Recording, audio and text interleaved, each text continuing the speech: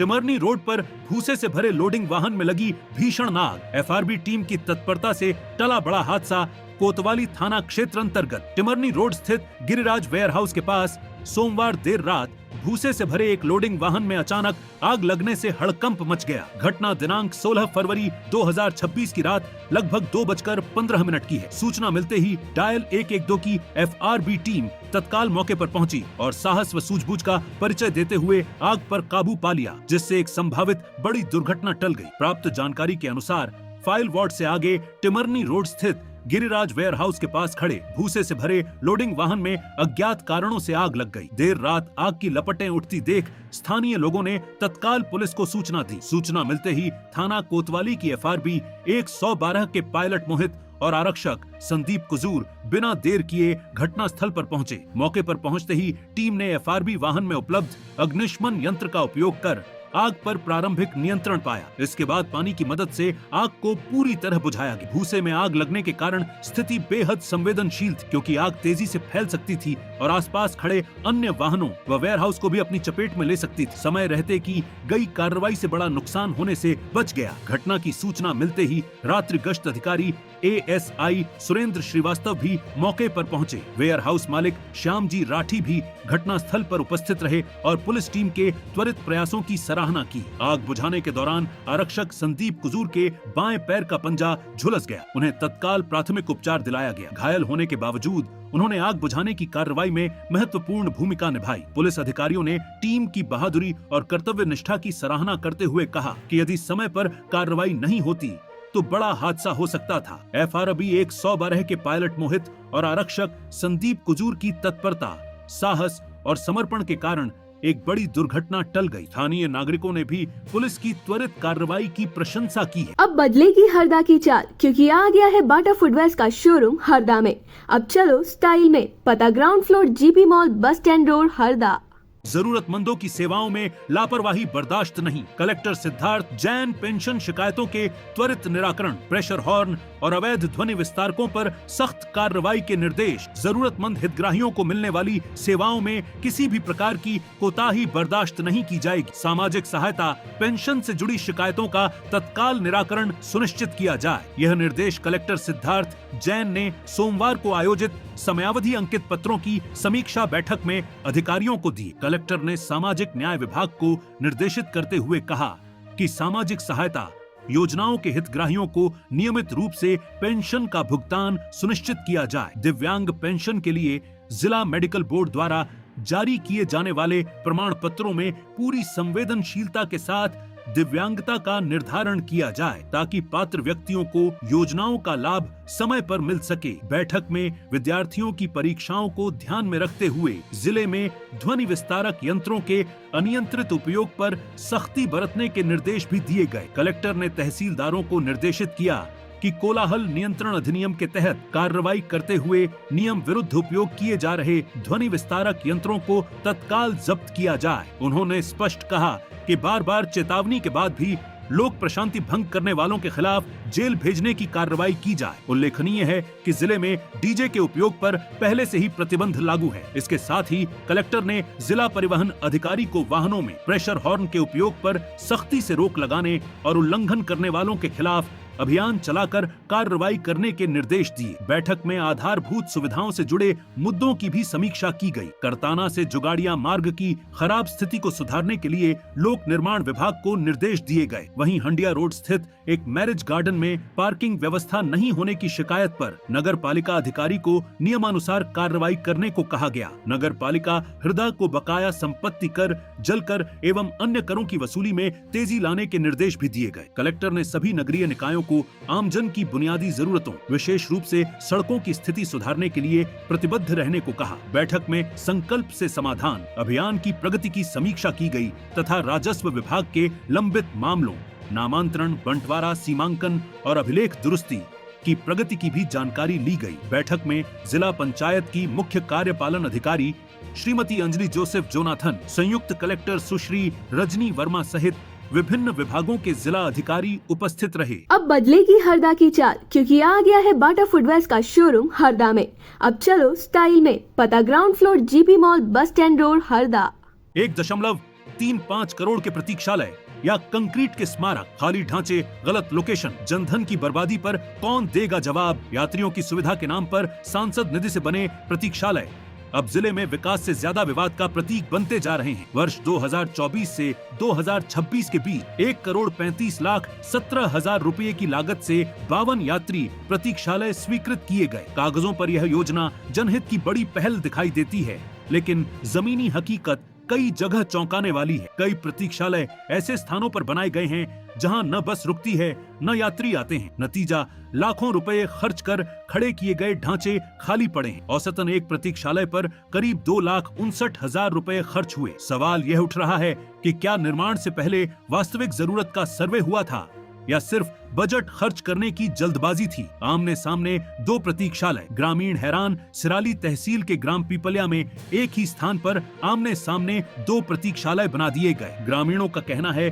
कि यहाँ एक प्रतीक्षालय भी पर्याप्त था। स्थानीय लोगों के अनुसार जहां गांव में सड़क और नाली जैसी बुनियादी जरूरतें अधूरी हैं, वहां दो दो बनाना समझ से परे है। लोगों का आरोप है कि प्राथमिकता तय करने में स्थानीय जरूरतों की अनदेखी की गई। पंचायत परिसर में प्रतीक्षालय, बस स्टॉप 1 किलोमीटर दूर ग्राम खिड़की का मामला और भी अजीब है। यहाँ प्रतीक्षालय पंचायत परिसर के अंदर बना दिया गया, जबकि वास्तविक बस स्टॉप मुख्य सड़क पर लगभग 1 किलोमीटर दूर है। यात्रियों को वहाँ कोई सुविधा नहीं मिल रही। ग्रामीणों का कहना है कि जो यात्री बस पकड़ते हैं उन्हें सड़क किनारे धूप बारिश में खड़ा रहना पड़ता है, जबकि प्रतीक्षालय गांव के अंदर खाली पड़ा है। 1.5 किलोमीटर दूर निर्माण, जहां बस ही नहीं चलती। ग्राम गांगला में प्रतीक्षालय स्टेट हाईवे से करीब 1.5 किलोमीटर दूर बनाया गया है। स्थानीय नागरिकों के अनुसार उस स्थान से नियमित बस संचालन ही नहीं होता। ऐसे में यह निर्माण यात्रियों की सुविधा से ज्यादा औपचारिकता लगता है। ग्रामीण सवाल उठा रहे हैं कि जब बसें ही नहीं रुकती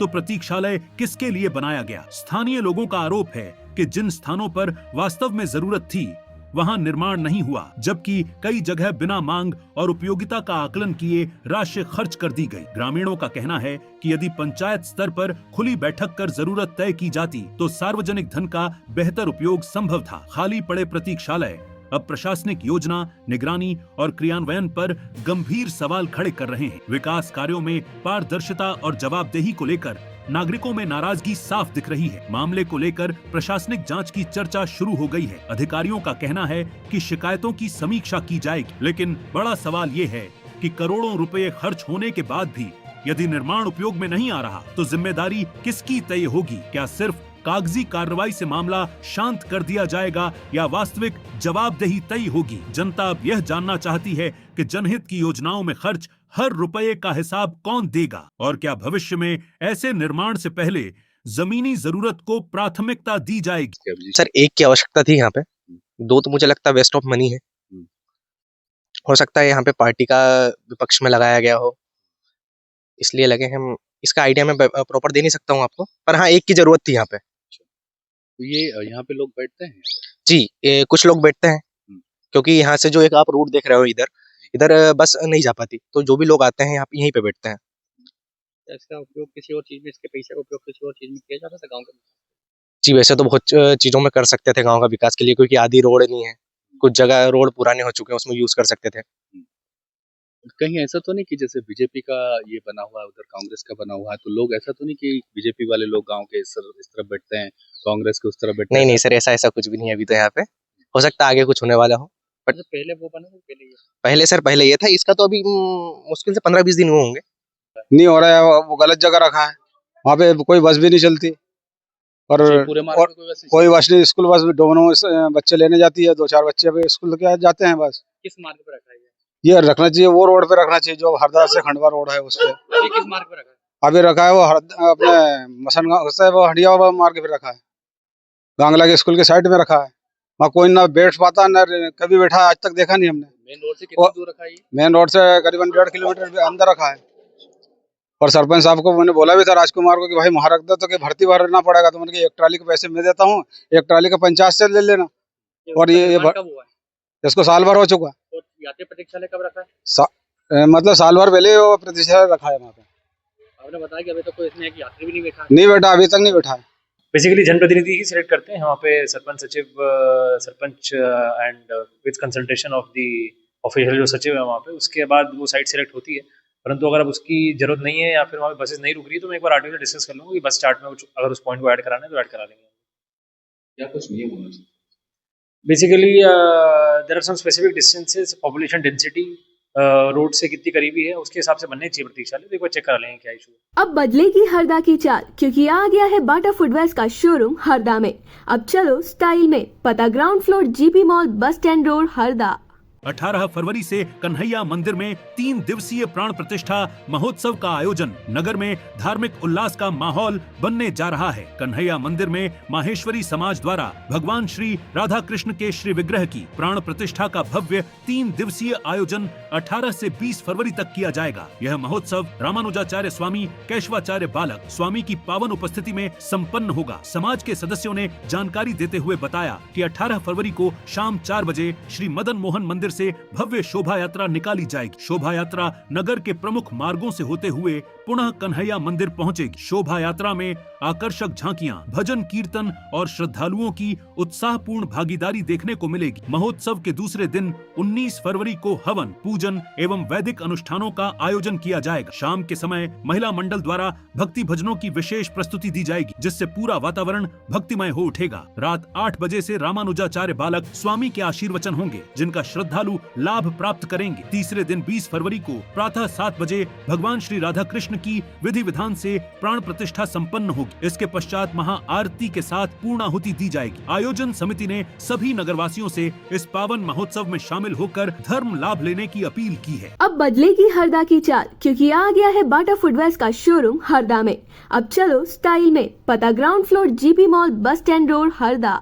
नल जल योजना कागजों में, गांव में पानी के लिए जंग। 300 से 400 रुपए देकर पानी खरीदने को मजबूर ग्रामीण हरदा। सरकार की बहुचर्चित नल जल योजनाएं गांवों तक पेयजल पहुंचाने का दावा जरूर करती हैं, लेकिन टिमरनी तहसील के ग्राम नया गांव की हकीकत इन दावों पर सीधा सवाल खड़ा कर रही है। करीब 1800 से 2000 की आबादी वाला यह गांव आज भी पानी के लिए संघर्ष कर रहा है। करोड़ों की योजनाओं और घोषणाओं के बीच यहाँ के लोग बुनियादी जरूरत पेयजल के लिए निजी इंतजाम करने को मजबूर हैं। सबसे चौंकाने वाली बात यह है कि गांव में पानी की टंकी बनी हुई है, पाइपलाइन डाली जा चुकी है, लेकिन योजना आज तक सुचारू रूप से शुरू ही नहीं हो सकी। विभाग और ठेकेदार द्वारा योजना हैंडओवर किए जाने की बात कही जा रही है, लेकिन जमीनी सच्चाई इससे बिल्कुल उलट है। ग्रामीणों का कहना है कि नल जल योजना सिर्फ कागजों में चालू है। हकीकत में गांव के अधिकांश घरों तक पानी नहीं पहुंच रहा। मजबूरी में लोगों को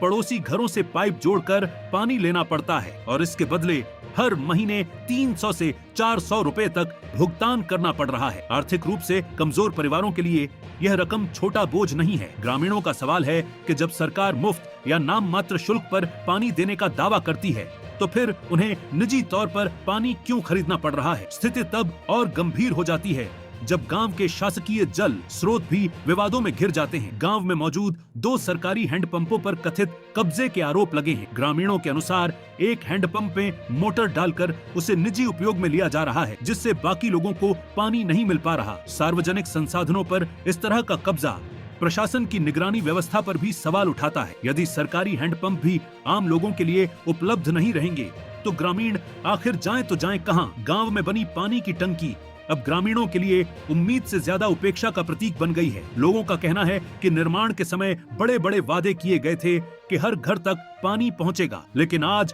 टंकी खड़ी है और गांव प्यासा है। न तो नियमित सप्लाई है, न रखरखाव की व्यवस्था। ग्रामीणों का आरोप है कि जिम्मेदार विभाग, ठेकेदार और स्थानीय तंत्र एक दूसरे पर जिम्मेदारी डाल रहे हैं, लेकिन समस्या का समाधान कोई नहीं कर रहा। पेयजल संकट के साथ साथ गांव की स्वच्छता व्यवस्था भी बदहाल है। नालियों की सफाई नहीं होने से गंदा पानी सड़कों पर बह रहा है और जगह जगह कचरे के ढेर लगे हैं। इससे बीमारियों का खतरा बढ़ रहा है। ग्रामीणों का कहना है कि जब पानी ही नियमित नहीं मिलेगा तो स्वच्छता की बात करना भी बेकार है। नया गांव के लोग अब सवाल पूछ रहे हैं कि आखिर नल जल योजना का पैसा कहां खर्च हुआ और उसका लाभ किसे मिला। यदि योजना पूरी हो चुकी है तो गांव प्यासा क्यों है, यदि अधूरी है तो भुगतान किस आधार पर हुआ। ग्रामीण प्रशासन से मांग कर रहे हैं कि तत्काल योजना को चालू कराया जाए, शासकीय हैंडपंपों को कब्जे से मुक्त कराया जाए और जिम्मेदार अधिकारियों व ठेकेदारों की जवाबदेही तय की जाए। गाँव की स्थिति साफ संकेत देती है कि कागजी प्रगति और जमीनी हकीकत में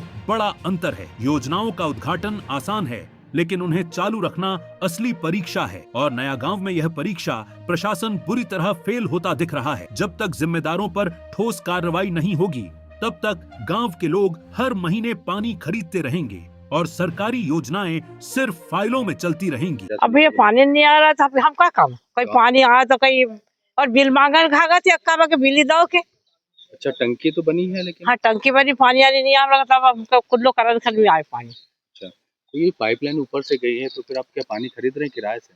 हाँ, किराए से ले रहा भैया, किराए से ले रहा।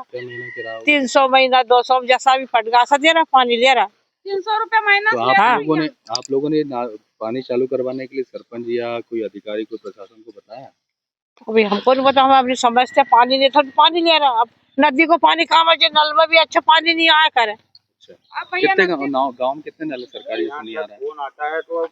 कितने नल आ रहे हैं? एक जो है भैया, एक उधर जो है, उधर कहाँ पे गज है, उसका उपयोग हो रहा है नल का? हाँ, उपयोग आप कहाँ कर रहे हैं, पानी नहीं आ रहा गज को। कभी जब चला नहीं, सब मोटर से ले रहा पानी। तो और ये अपने नाली क्यों सफाई हो पा रही?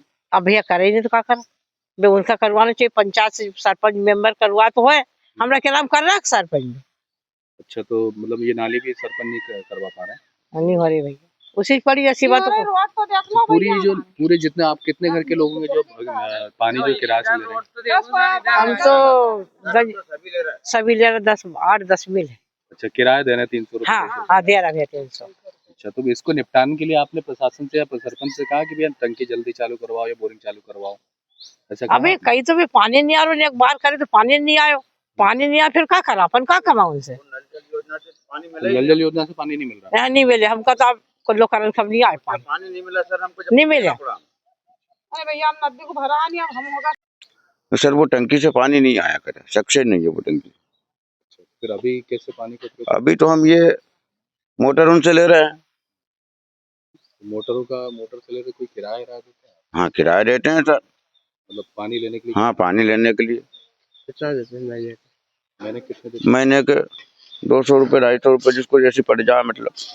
हाँ। कितने लोग हैं यहाँ पे, कितने लोग लेते हैं पानी? यहाँ की जगह तो सभी ले रहे बराबर सर। कितने घरों में? अब घर की क्या सर, मतलब ये समझ लो कि इतने मोहल्ले में 7-8 मकान तो है समझ लो।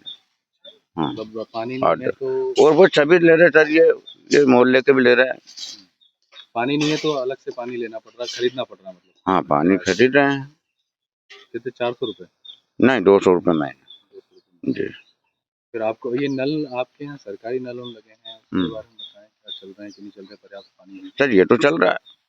कितना पर्याप्त है पानी? तो हाँ, इसमें पर्याप्त तो पानी है इसमें, पर इनको कौन भरे सर, चलाने नहीं चाहता लोग। ये तो मेरे खुद के बाड़े में लगे, मेरे पिताजी ने दिए ये जगह नल में, तो चलाने के लिए सभी के चुहाते, कौन ले रहा है? आप सरकारी नल से पानी नहीं लेते? अरे सरकारी नल से कौन ले रहा है सर? वो तो कभी जब चलाते हैं उनको। पानी क्यों नहीं आ रहा है काई में? नल जल योजना का पानी क्यों नहीं आ रहा है? अब क्या मालूम सर, टंकी या तो दूर हो गई होगी, या फिर टंकी गड्ढे में हो गई हो निची जगह में। किसकी गलती है? वो गलती किसकी? अब गलती किसकी सर, अब वो जगह वहाँ बना दी। प्रशासन से आप क्या मांग करते हैं? क्या प्रशासन से क्या मांग सर, पानी चाहिए ताकि मतलब किराए से ना लेना पड़े। हाँ, किराए से ना लेना पड़े। नहीं आ रहा भैया, गंदे से नहीं आ रहा। क्यों नहीं आ रहा? का मालूम आपका ऐसे नहीं आ रहा, का समस्याओं में अपन का मालूम। ये नल की जो आप किराए से पानी ले रहे हैं? हाँ, किराए से ले रहा। अगर भैया आप अपना बने नहीं तो आप अपन तो ले रहा भैया, आप क्या करा। और ये नदी के पास से पानी लाना? नदी से भैया अपना से बने नहीं बने, जब तक खूब भरे आप अपन नहीं बने आप। तो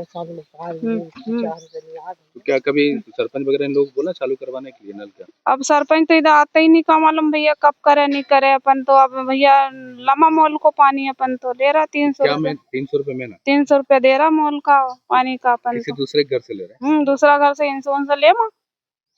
तो फिर गर्मी में फिर कैसा रहता होगा? गर्मी में भी ऐसे ही करा, नदी जमा नहाने इधर उधर से ले मा, ऐसे ही करा। और का अब उनको बोर में चलो तो दे दिया, बोर में चला, लाइट नहीं रही तो फिर हम नदी नाला को करता है। और क्या ऐसा ही है। साफ पानी आता है कि नहीं आता? हाँ, नदी में तो साफ ही है पानी। तो कितने सरकारी नल है, उसमें साफ पानी आता है कि नहीं?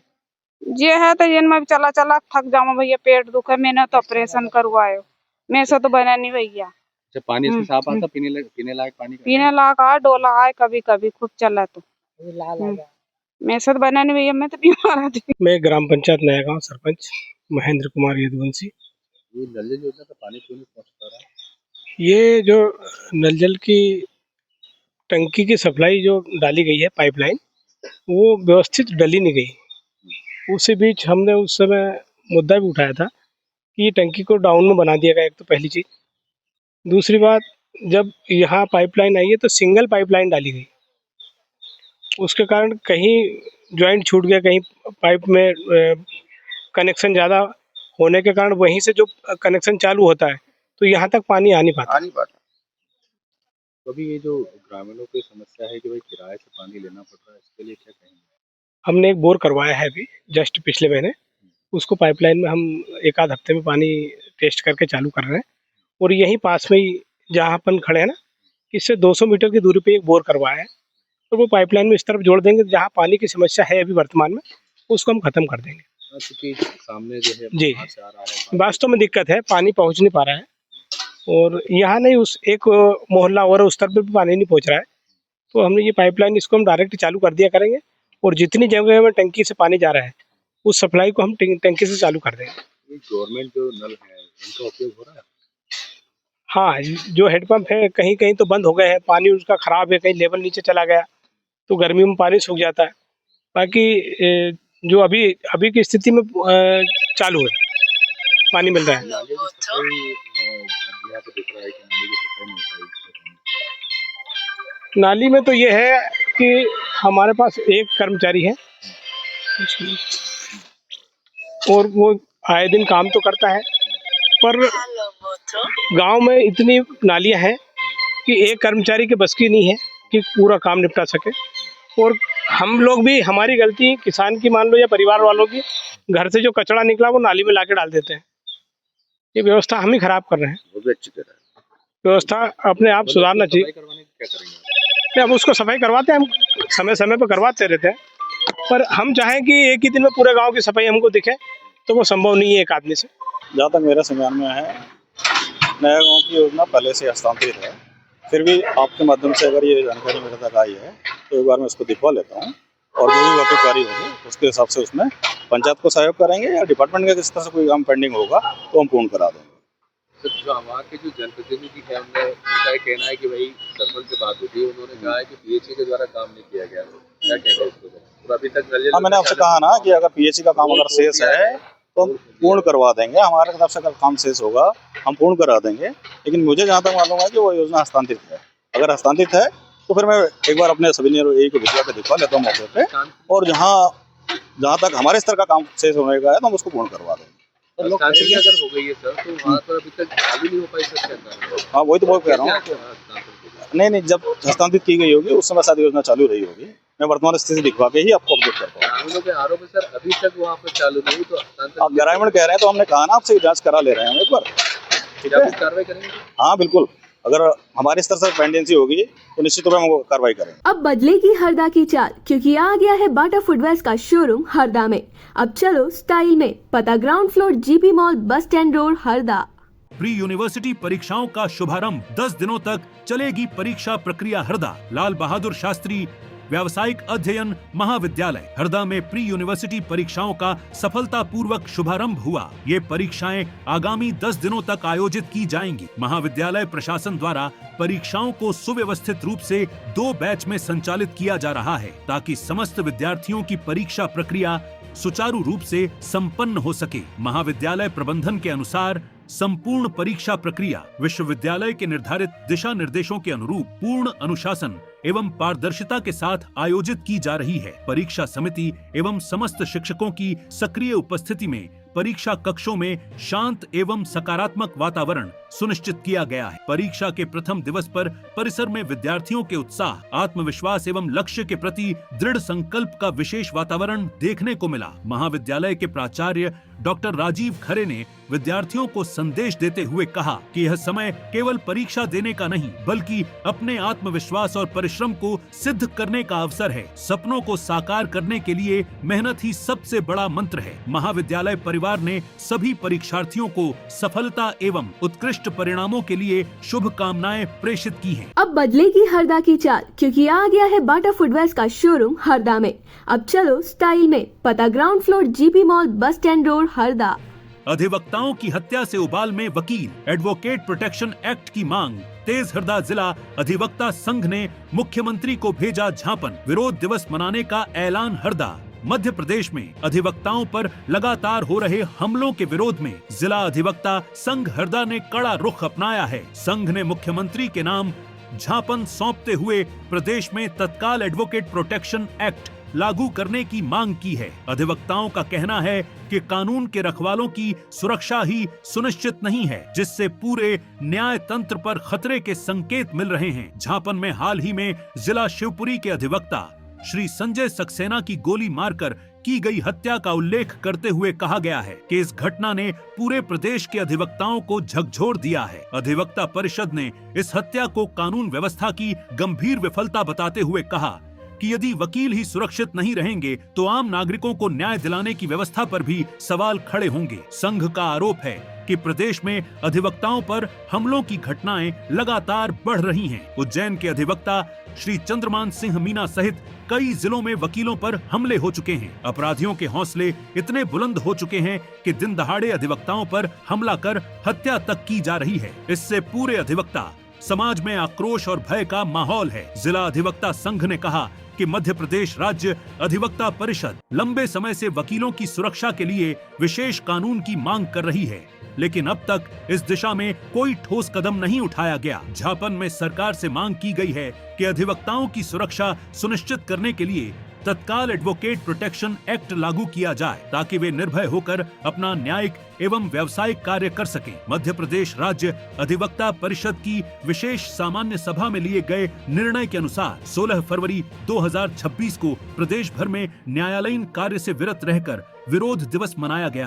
हरदा जिला अधिवक्ता संघ ने भी इस निर्णय का समर्थन करते हुए न्यायिक कार्य से दूरी बनाकर अपना विरोध दर्ज कराया। अधिवक्ताओं ने स्पष्ट चेतावनी दी है कि यदि सरकार ने शीघ्र ठोस कदम नहीं उठाए तो आंदोलन को और व्यापक रूप दिया जाएगा। उनका कहना है कि यह लड़ाई सिर्फ वकीलों की नहीं बल्कि न्याय व्यवस्था की सुरक्षा की लड़ाई है। ये मामला हमारे अधिवक्ता साथी को गोली मार दी शिवपुरी में, और प्रोटेक्शन एक्ट के लिए हम काफी समय से मांग कर रहे हैं और प्रशासन हमारी बात को ध्यान नहीं दे रहा है। शीघ्र प्रोटेक्शन एक्ट लागू करे, और अधिवक्ता उसकी वजह से न तो स्वतंत्र काम कर रहा है, दबाव में रहता है। कोई भी धमकी दे जाता है, वकील साहब आप मेरे खिलाफ मुकदमा लड़ रहे हो, मैं आपको देख लूंगा। तो प्रोटेक्शन एक्ट शीघ्र लागू करे और अजमानती अपराध बनाया जाए ऐसे लोगों पे, और हमारी कोई भी कार्रवाई हो तो उसको शीघ्रता से, प्राथमिकता से प्रशासन, कार्यपालिका के लोग उसको पहले फॉलो करें और ऐसे लोगों को बंद करें, उनको छूट नहीं पाए, अधिवक्ता को कोई भी धमकी दे। अब बदलेगी हरदा की चाल, क्योंकि आ गया है बाटा फुटवेयर्स का शोरूम हरदा में। अब चलो स्टाइल में, पता ground floor GP mall, bus stand road, Harda.